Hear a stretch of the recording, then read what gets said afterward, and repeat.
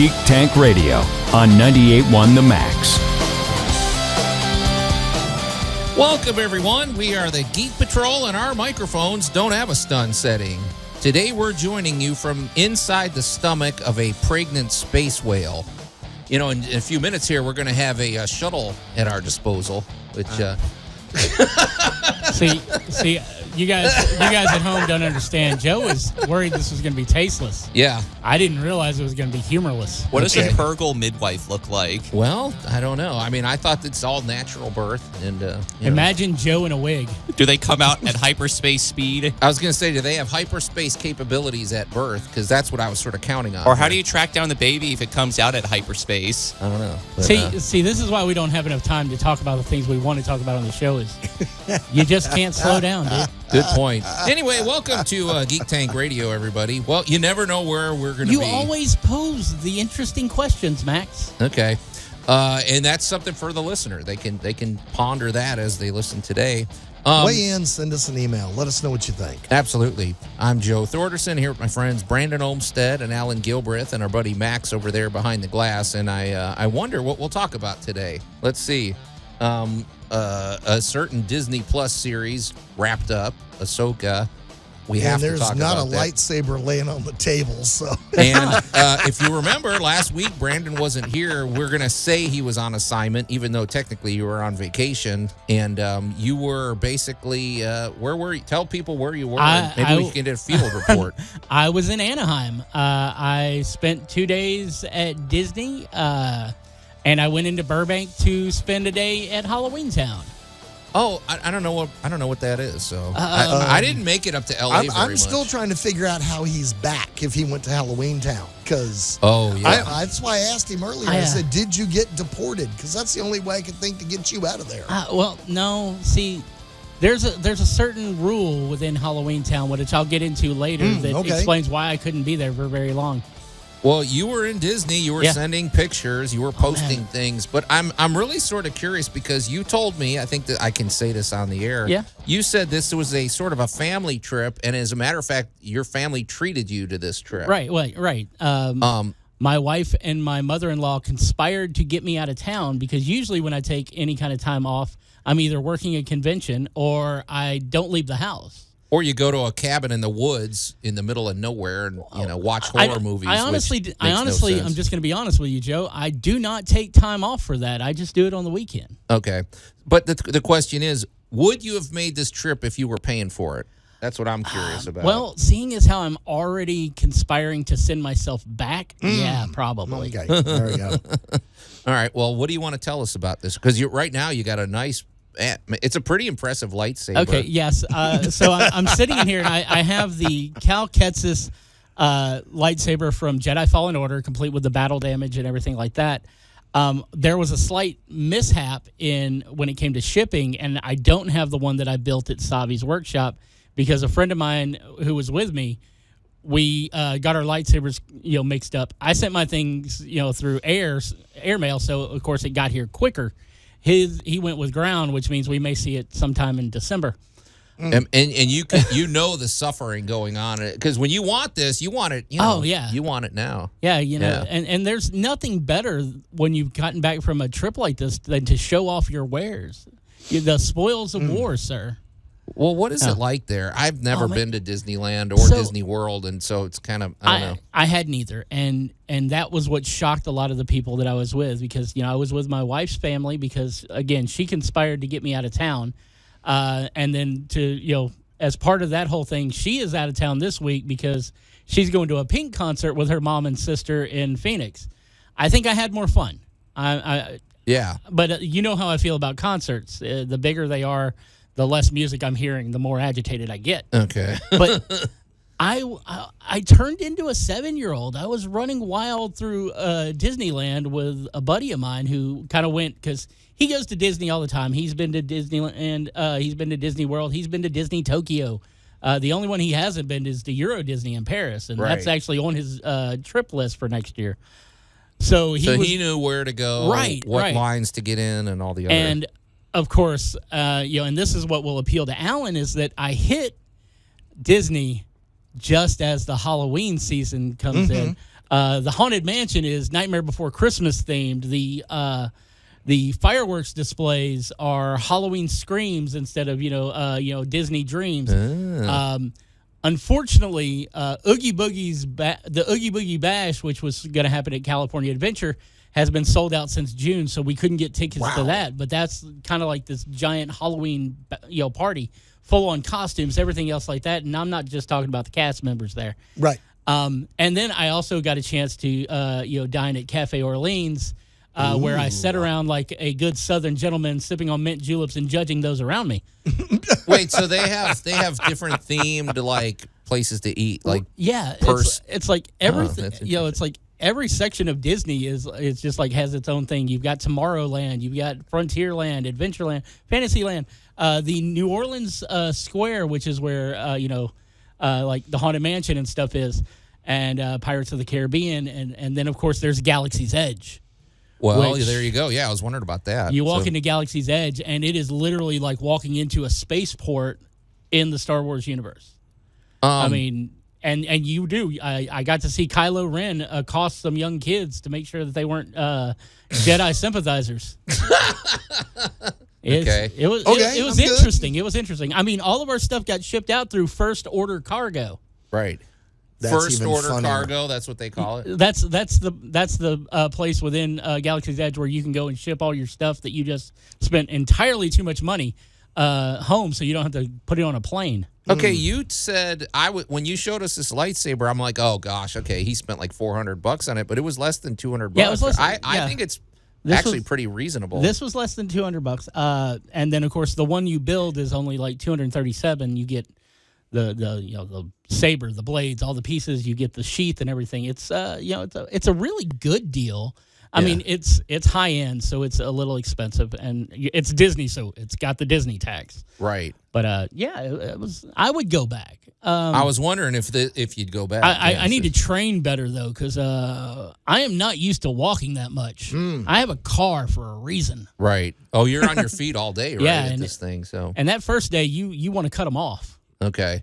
All right. So we'll probably get a little follow-up action on that. And then, of course, we're going to talk, instead of, we're going to talk about Disney shows when we talk about the Ahsoka, whatever. I'm losing my train of thought. Just go to break, Max. You're listening to Geek Tank Radio on 98.1 The Max. Max, the producer, just pushed the red button. The Geek Patrol is back.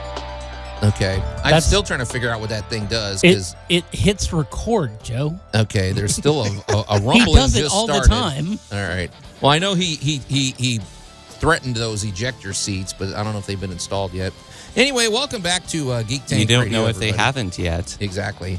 I'm Joe Thorderson here with my friends Brandon Olmstead and Allan Gilbreth and our buddy Max over there behind the glass. And if you're just tuning in, Brandon was reporting in. He visited. He went to Disneyland. A middle-aged, guy for the first time. Gen Xer became a 5-year-old. Well, I've never gone 7-year-old. to Disneyland. Seven. A 7-year-old. A 7-year-old. 5-year-olds aren't tall enough to ride some of those rides. That's right. You got to be 7. Yep. Yeah, right. And you said you'd go back though. I would totally go back. Yeah, this trip you were treated. You didn't have to pay for it. Right. And so, okay.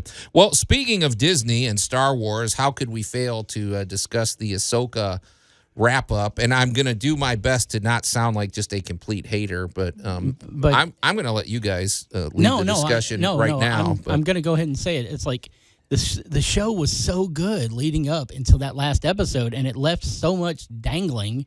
Well, and then it had to. It really didn't. When you've got a show that's only guaranteed one season as a lead-in to a set of movies that Dave Filoni's going to eventually do based on the Mandoverse, you need to wrap a little more up than that. I don't know. But I will say this, and this is strictly me just going, aha, in Alan's face. I got my Blue Ghost Anakin. You did. I did. Is that all you cared about for this thing? No. He's been predicting that now he and I have had this conversation numerous times. And I like the fact that they did pay off a little bit of Anakin is who's going to bring balance to the Force. Because that's who he is. post-death, but it's, true. we're having to dredge him up and retread him a few times. Yeah. I did like Hayden Christensen I thought he did a good job. I thought he looked. They made him look good. They did de-aging and everything. So he seems like a really cool guy. So I'm glad to see that he got to do his part well. I am really glad to see the fandom community around Star Wars give him the love that he deserves, because they hated him after the prequels. Yeah. Well, all right, for the prequels themselves, for as much trashing as they got, they have been the entire universe since then. Yeah. Because, we went back to the original saga. You didn't like that either. So, all right, so here we go. And I will give Filoni credit for one thing, if he can make it pay off at this point. Congratulations, you just gifted yourself a whole new galaxy to go play with the lack of the word canon. Yep. Oh. Now you can actually go do what it is you want to do without 20 million people nitpicking every freaking knot tied on a jacket, or who went to the potty when, or who did what to. Now they have a whole new galaxy to go play in, and you still got the original sandbox. True. And what I don't want to bring us all the way back to my trip again, but yeah, you do. Go ahead. That week where we went to Disney, that was the first week that Hera Syndulla, Ezra Bridger, and Chopper were park characters. Right. And we got to see them outside of Rise of the Resistance, which means that they are using the characters from Rebels to boost the storylines that will eventually pay off in the sequel trilogy. Okay. I don't know. I guess let me just put my 2 cents in, and then, whatever. Throw your nickel in. So we come into Ahsoka, and I've said it, I unapologetically, I said, coming into this, Ahsoka is my favorite Star Wars character. I think she's a favorite of a lot of people. Most people like Ahsoka based on the Clone Wars and Rebel cartoons. She was a brat and grew up. And she's just cool. So the expectations are high with this. And plus, Rebels this is basically a sequel to Rebels, and Rebels was a really popular show with a lot of great growth and great Star Wars moments. And so, I don't know, man, the bar was set very high, and I don't know, I expected more. I'll say this, the only character that, to me, from Rebels that didn't get diminished was Chopper. Everybody else, I felt like, I don't know, I didn't see any, there was no moment in this that I was like, wow, that is they just said something really cool, or they did something really cool. I thought it was just a lot of stuff happening and people doing things, but I just didn't care. I hate to say it. Stuff happening and people doing things. Joe just described every fandom movie ever. I know. Yeah. I don't know. Yeah. But that's all I'll say about my thing. I mean, there were things, like I said, I liked Hayden Christensen's and who's the actress that played the young Ahsoka? I thought she was great. Oh, I can't remember her name. And she was good. I like those flashbacks. We don't have enough time in the segment to look it up. Okay. But no, I mean, I'm sure you guys liked and disliked moments. So, well, I mean, like I was saying, it's like everything's really fun leading up till the end, and then it's just like, okay. I mean, I was expecting, all right, action-packed, double-sized episode, finish it off, boom, get us to a good point. But it had the same ending that you see in Empire the first time you watch it. You're like, really? That's where we're gonna stop? Well, they did. I mean, it's an unapologetic cliffhanger, but okay. What about Thrawn? Because I mean, that was what this whole thing. And Thrawn and Ezra are in there, but what about Thrawn as a villain? Did you? First of all, if you don't have subtitles, could you even hear what he was saying? Oh yeah, because I can crank that TV up really loud. Okay, but no, it's just I know I'm gonna catch flack for this, but I have never liked Thrawn. Oh. I didn't like him in the books. I didn't like him in the comics. I didn't like him on Rebels. Thrawn sucks. What is it about? That's interesting. He's just not interesting. That's the problem. He is. You literally could have taken any Moff or General or anything, and thrown them in, and it's the same character. Who is? Why am I forgetting the name? Who's the Moff? From Tarkin? Grand Moff Tarkin. Now that if you read he's got a great. There's a novel about him. Yeah, he is. Now that guy is fascinating. He's a monster, but he's fascinating. So right, and actually, even from his own point of view, he really isn't. That would have been a good, of course, he died, so you can't really do much of it. I mean, hey, Andor dies, and they're doing a whole thing about him. That's true. All right, well, we'll continue the hate and the love, I hope, when we come back here on Geek Tank Radio. You're listening to Geek Tank Radio on 98.1 The Max. Warning, Romulan ale has been known to cause diarrhea. The Geek Patrol is back. Just chase it with a little Klingon blood wine, and it neutralizes the system. I was the person who did the trial testing for that. Thanks. Thanks, Max, for that report. Nobody believes you. And welcome back to Geek Tank Radio, everybody. Enjoy your breakfast right now, folks.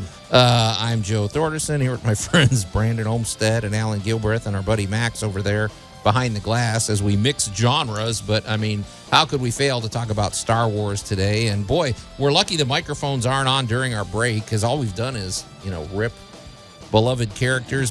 Brandon, I was sort of amazed to hear that you don't like Thrawn. I don't like Thrawn. You find him, one-dimensional or something? Seriously. Okay. It's like, I am loyal to the Empire. I am loyal to my people. He's Himmler. Okay. And is he not, Allan? I'm not.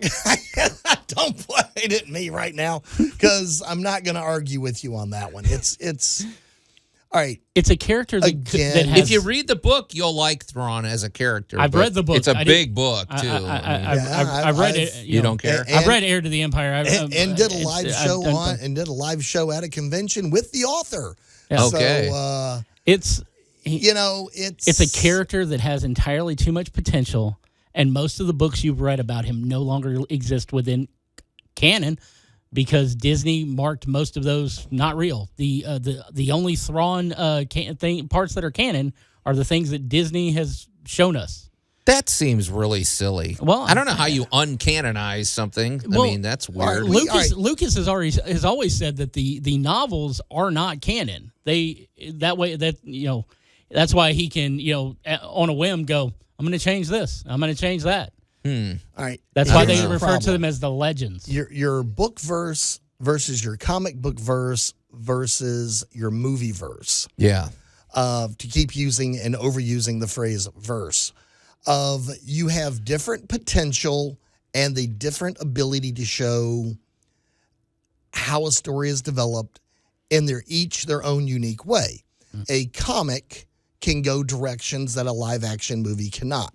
A live-action movie, and I have pointed this out time and time again, is roughly 75 to 80 pages to hopefully get your money and get you in a theater.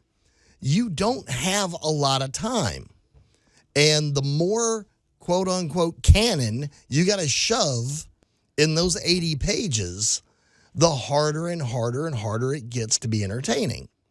And I will go back to book number 4, episode 37, whatever the New Hope, whatever they renamed it. Yeah. Episode 4. You never have the opportunity that movie had. That movie's opportunity was everybody was fresh. Well, yeah. Every stereotype was fresh, and they were horrible stereotypes. If you go back and watch that movie, the original movie, it's entertaining. It's got chemistry, but you're never going to introduce a villain like Vader again. You're never going to introduce an adorable sidekick like Chewie again. You're never going to introduce a lovable scoundrel again like Han Solo. You had your shot. Then you got 2 more movies to wear a good, comfortable shoe and show you what happens to them. I guess I'm wondering at this point in Star Wars, are we, because I was thinking about it, I love Sherlock Holmes. I'm a big Sherlock Holmes fan. I'll read any book about Sherlock Holmes that Sir Arthur Conan Doyle wrote. He's not the only one that wrote. There's tons of other authors that have written. Well, he's now public domain. And I've read a few of them, and I just don't care as much. There's a Sherlock Holmes Hellraiser crossover. So, wow. Are we in a point too where it's just going to be like, okay, I only care about Star Wars that Lucas produced, or is it like I guess?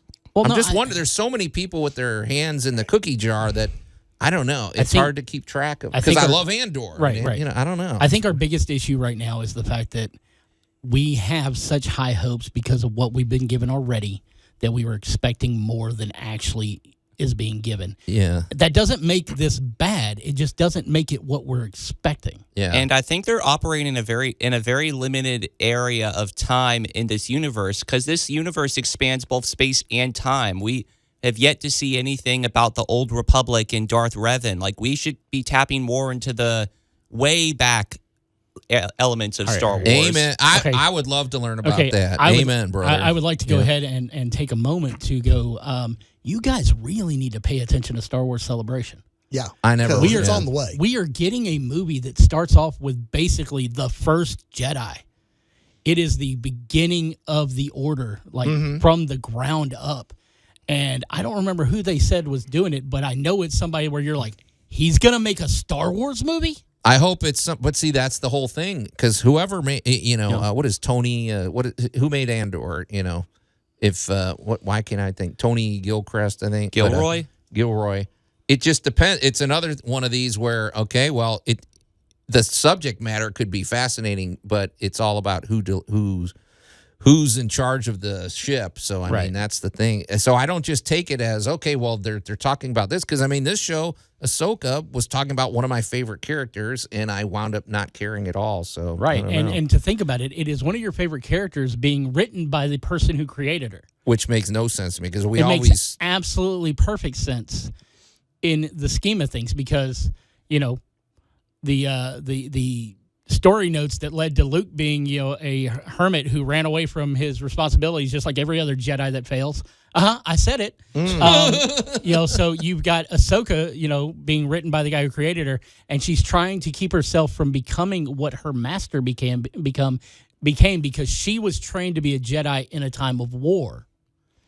And that leads to despair and anger. And she's trying to purge herself of all those things, hence the white sabers. okay. But in order to purge yourself of that things, you have to lose connection. But Dave Filoni made it's just amazing to me that he could do such great work with the animateds that we all love and revere, and yet live action, I don't know if he just doesn't know how to do live action or what. I don't know. I mean, why would it be that different? Because when you're writing it, it's the same. That's what I don't get. That's what I'm saying. How could it feel so different? It doesn't feel like Mandalorian season 3 didn't feel like the first two seasons. Mandalorian season 3 felt different because they were trying to push in a bunch of stuff that got canceled. Yeah, I don't know, man. And you didn't have, All right. We'll have some parting thoughts when we come back here on Geek Tank Radio. You're listening to Geek Tank Radio on 98.1 The Max. Did someone order a life-size statue of Optimus Prime? The Geek Patrol is back. Did you get that too at Disneyland? No, different properties. Different properties, and they could have. I would have had to go to Universal, that thing's 17 feet tall. I don't need that. and they didn't have to send it in 500 boxes that we have to assemble ourselves. No, it's just lying flat on the table. We got a big table here. Okay, and welcome back to we'll figure it out. And welcome back to Geek Tank Radio, everybody. I'm Joe Thorderson here with my friends Brandon Olmsted and Alan Gilbreth and our buddy Max over there behind the glass. And we've been reviewing Ahsoka. I don't even know how much review. We're just venting our, what is it called? Venting our spleen. Let's say one thing. Airing the grievances. You know who I liked on this show? Ray Stevenson's character, which I forget the name. Baylan Skull. Baylan Skull. I liked him, and I liked Shin Hati, his Padawan. A lot of people have ridiculed her as just sort of your run-of-the-mill Padawan. I think she's kind of cool. They're rejects from Game of Thrones, but they made the show worth it. I liked him. What I don't like is I have no clue what his plan is. I have no clue what his strategy. And unfortunately, he passed away. So what do they do now? Well, you since you don't have a second season prepared, and you're going to basically slap us with all these in later shows. Yeah. You recast, but yeah, I guess they have to recast. That's the birthplace of the Force. That's where he's at. Is that what it is? Because some people have also pointed out all the Lord of the Rings imagery that were in the show. Well, you notice he looked like that carved statue of the father. Right. So that's where he is. He's at the birthplace of the Force. I wish somebody would have told us that, but I guess if you read the books, you knew that? Is that? No. It's more along the lines of you've researched the things, and then people go, "Oh my God, they did that." Yep. Okay. I mean, that's interesting. Well, Disney in literature. I'm going to call it literature because the way it's written, it might as well be. Yeah. Has started a storyline based in the High Republic times. Mm-hmm. And there's all sorts of discussion there, and problem is this is where Disney and honestly Lucasfilm have kind of dropped the ball multiple times. They don't push the supplemental material that you kind of need to know to recognize things. Right. Alan, you know what that's like. Yep. Well, all right. Basically, with everything going forward, you're just going to have to unplug a little bit, step back a little bit, and just enjoy the show. Because adding too much thought to it, there's too much baggage. Yeah. There's too much weight. And it's too much fun. Content. Well, but it's fun to recognize an Easter egg. It's hilarious when they use a phrase like she's a Ronin or they're Boken Jedi or stuff like that you can grab on and have fun with. And I'm going to go back to just one central image of the entire Disneyverse that made it all worthwhile. I know and that was Boba Fett riding a Rancor. I thought it was something else you were going to say. It's true. That was just pure fan service that, honest to goodness, had nothing to do with anything. Oh, yeah. Okay. So it was just kind of like, all right, guys, buckle in. You know the character. Put it on like an old shoe. Enjoy it, and don't get too deep. You know what? You know what was really fun though? What? Loki season 2, episode 1. I haven't watched it yet. Wait, hold on. I'm waiting on that for dessert. It was. I wanted to bring that. Hang on. One quick question though, Brandon, because what he said. Right now, we have. I have a practical question. Right now, there are stormtrooper zombies on that planet with Ahsoka and Sabine. What is the lifespan? How do they operate? Do they just live until they rot away, and what is the threat that they pose? I'm waiting for Pride and Prejudice and stormtrooper zombies. All right, so they're Night Brothers. They're the Night Brothers, the Night Sisters, the Knights of Gotham, or all that stuff. They're just resurrected spirits in there. Once they get released from the shell, they're gone. Just like when Merrick got cut in episode 3 or 4. Everybody's thinking he's going to be some big major character. Nope. And Ahsoka slices his chest open, and you see all that green mist go out, and then he was gone. Okay, so that's zombies, what happens to them every time they're not really zombies. They're resurrected spirits inhabiting those bodies. Once they take a fatal wound, they are gone. So they're like in Fury from Harry Potter, which are reanimated corpses. Yes. Okay. That's very much like that. Okay. Hey, quick thing, because I know you want to get to. We don't have Loki. enough time to get into Loki. Well, I'm just saying it's fun. Yeah, well, let's just put that for next week. We do have a little business to take care of before we get out of here. Hey, we are only 5 weeks away from the Memphis Comic and Fantasy Convention, so it's time to take action. Get your tickets now. You can go to memphiscfc.com, and we're going to get confirmation, but I really think you're the best bet is to order in advance. I agree. We're doing things a little bit different. We are partnered with 901 Ticks, and it's a whole new ball game for us. We've got a new venue. We've got new setups. We've got all sorts of new things. Bigger, hopefully better.